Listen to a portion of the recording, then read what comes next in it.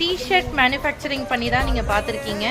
ஆனால் டிஷர்ட்டை தவிரையும் நாங்கள் யூனிஃபார்ம்ஸாக ஷர்ட் பேண்ட்டும் கொடுக்குறோம்.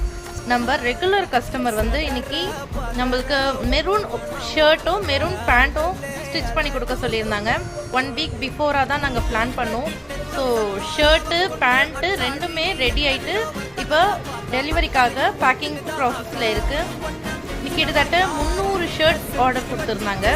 ஸோ ஷர்ட் எல்லாமே ரெடி ஆயிடுச்சு, பேண்ட்டும் ரெடி ஆயிடுச்சு.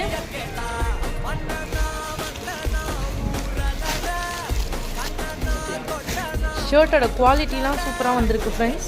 அதுவும் இல்லாமல் ஷர்ட்டில் வந்து எம்ப்ராய்டரியாக போட சொல்லியிருந்தாங்க. பாக்கெட் மேலே பாக்கெட்